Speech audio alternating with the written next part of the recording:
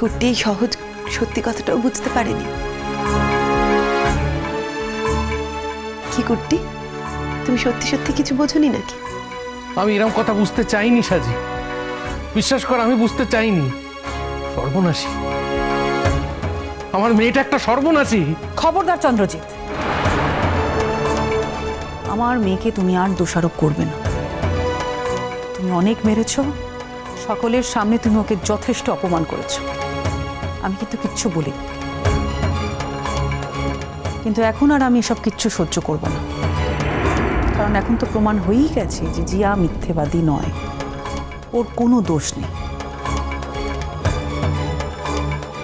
হ্যাঁ, সৌরভের ফাঁদে পা দেওয়াটা অবশ্যই ওর দোষের, তবে ওই ফাঁদে ওকে ফেলতে যে বাধ্য করেছে তার দোষ তো 1000 গুণ বেশি চন্দ্রজিৎ।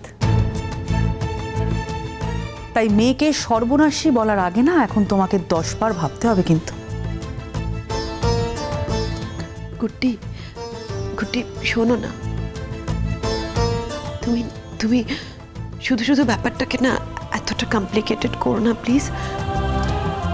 জিয়ার যা কন্ডিশন, তাতে ওকে এভাবে ফেলে রাখাটা ঠিক হবে না জানো। তুমি তুমি তাড়াতাড়ি জিয়ার বিয়েটা দিয়ে দাও। আর পাড়ার লোক সাজি, আত্মীয় স্বজন, তারা তো দেখলো 2 দিন আগে তোর সঙ্গে সৌরভের বিয়ে হলো, আবার তারাই দেখবে 2 দিন পরে তার বোনের সঙ্গে মানে জিয়ার সঙ্গে সৌরভের বিয়ে হচ্ছে। কারণ কারণ সৌরভ তার সঙ্গে অবৈধ কার্যকলাপ করেছে, আর আমরা বাধ্য হচ্ছি জিয়ার সঙ্গে সৌরভের বিয়ে দিতে। এক বোনের সংসার ভেঙে আরেক বোন সুখী হয় না, এ আমি আমার জীবন দিয়ে বুঝেছি সাজি। হয় তুই বল, হওয়া সম্ভব? কুট্টি, যে সংসার কখনো গড়েই ওঠেনি সেই সংসার ভাঙার প্রশ্ন কোথা থেকে আসছে? আমার সঙ্গে সৌরভের বিয়েটা হয়েছে মাত্র, সৌরভের সঙ্গে আমার সম্পর্ক আর সংসার গড়ে ওঠেনি। তুমি তুমি সব নিয়ে কিচ্ছু ভেবো না, আমি বলছি তোমাকে, তুমি জিয়ার বিয়ের ব্যবস্থাটা করো। দেখো, এই বিয়েটা তো আর ঢাকঢোল পিটিয়ে বাদ্যি বাজিয়ে হবে না। কোনো একটা মন্দিরের সামনে গিয়ে জিয়াকে সৌরভ সিঁদুরটা পরিয়ে দেবে। তাই হবে, তাই তাই হবে, তাই করো বরং। তাড়াতাড়ি জিয়ার বিয়ের ব্যবস্থাটা করো, আর আর কোনো দিক নিয়ে কিছু ভেবো না। বাবা আমার কথা ঠিকই রাখবে, বাবা বাবা সৌরভের জামিন করিয়ে আনবে। তোমরা সবাই শুধু নিজেদের কথাটা ভাবছো, সৌরভের কথাটা একবারও ভেবে দেখেছো? ও জিয়াকে সহ্য করতে পারে না, ঘেন্না করে জিয়াকে। ও যদি জিয়াকে বিয়ে করতে রাজি না হয় তখন? বাহ, সৌরভ জিয়াকে অপছন্দ করে, অথচ এই সৌরভই জিয়াকে সন্তান সম্ভাবা করতে পেরেছে। এখন তো সৌরভের পছন্দ অপছন্দের ধার আমরা কেউ ধারবো না, আমাদের নির্দেশ অনুযায়ী সৌরভকে কাজ করতে হবে। সৌরভ যদি এ বিয়েতে রাজি না হয় তাহলে তো সৌরভকে আমি ছাড়বো না। I will be the last person. আমি তোমাকে কথা দিচ্ছি, সৌরভকে জিয়াকে বিয়ে করতেই হবে, আর আমি সৌরভকে এ বিয়েতে মত করাবই করাবো। যেন মনে হচ্ছে সৌরভ জিয়াকে দয়া করছে।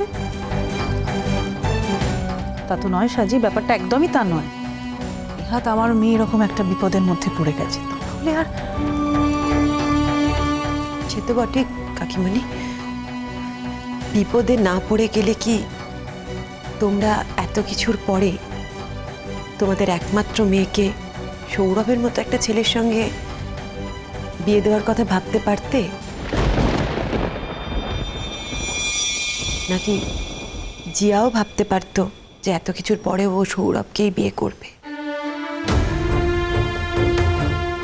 সবই পরিস্থিতি, পরিস্থিতির ওপর তো সত্যি সত্যি আমাদের কারোর কোনো হাত নেই। এটা এমন একটা পরিস্থিতি যে পরিস্থিতিতে সৌরভকে জিয়াকে বিয়ে করতেই হবে। এছাড়া তো তোমাদের কাছে আর কোনো অপশন নেই, জিয়ার কাছেও নেই। তাহলে আর কি করা যাবে বলো? তাহলে তুমি কথা দিচ্ছ যে তুমি সৌরভকে রাজি করাবে, তাই তো? সৌরভের কাছে কি সত্যি সত্যি এখন এত অপশন আছে কাকিমণি? রাজি করানো, রাজি না করানো। সৌরভ যা করেছে তার দায়কে নিতে হবে, আর সেই দায়টা হলো এই, সৌরভকে জিয়াকে সসম্মানে বিয়ে করে ওর ঘরে নিয়ে যেতে হবে। প্লিজ এর মধ্যে আর কোনো কথা বলো না। সৌরভ আসুক, আমি সৌরভের সাথে কথা বলবো। আমি সৌরভকে ওর কৃতকর্মের দায় নিতে বাধ্য করব। I promise.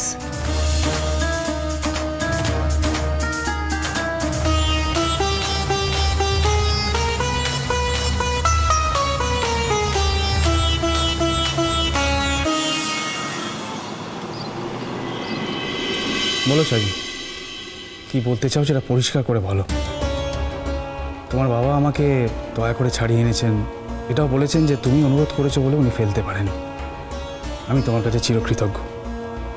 পাশাপাশি তোমার বাবা এটাও বলেছেন যে আজ সব থেকে বেশি ঘৃণা করো তুমি আমায়। প্রশ্ন হচ্ছে, যদি তাই হবে তাহলে বাবাকে বলে আমাকে ছাড়িয়ে আনলে কেন? যদি তাই হবে তাহলে হসপিটালে আমার কাছে ছুটে গিয়েছিলে কেন? যদি তাই হবে তাহলে কেন কেন কেন বলো তো?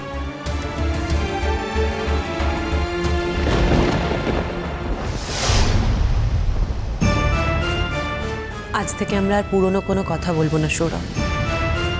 এখানে বাড়ির সবাই আছে। তোমাকে ছাড়িয়ে আনার উদ্দেশ্য একটাই, জিয়া তোমার এগেনস্টে কেসটা তুলে নেবে।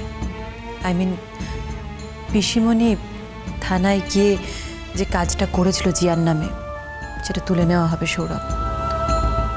তোমার কোনো চিন্তা নেই। আমি তোমাকে কখন বললাম যে আমি চিন্তিত? আমি তো আদৌ চিন্তিত ছিলাম না। এখন চিন্তা হচ্ছে একটাই কারণে, তোমাকে নিয়ে। তুমি যদি এত কিছু হয়ে যাওয়ার পরও আবার নতুন করে বলো যে সব শুরু করতে হবে, তাহলে আমার পক্ষে একটু মুশকিল সাজি। সৌরভ, আজ শুধু আমি বলবো, তুমি না। জিয়া এখানে দাঁড়িয়ে আছে, জিয়ার সন্তান সম্ভবা সৌরভ।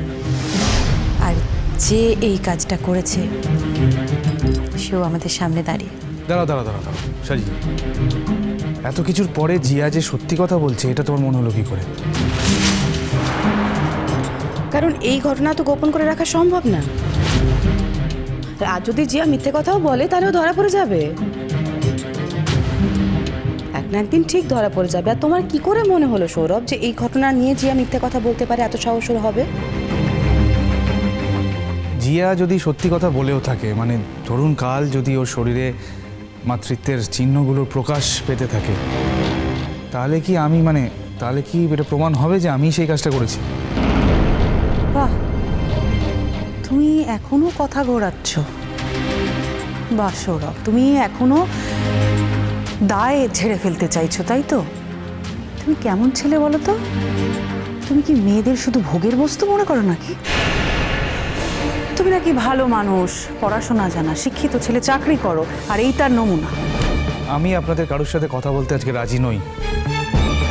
এখানে আপনাদের সাথে কথা বলতে আমি আসিনি, কাজে কথা বলবো না।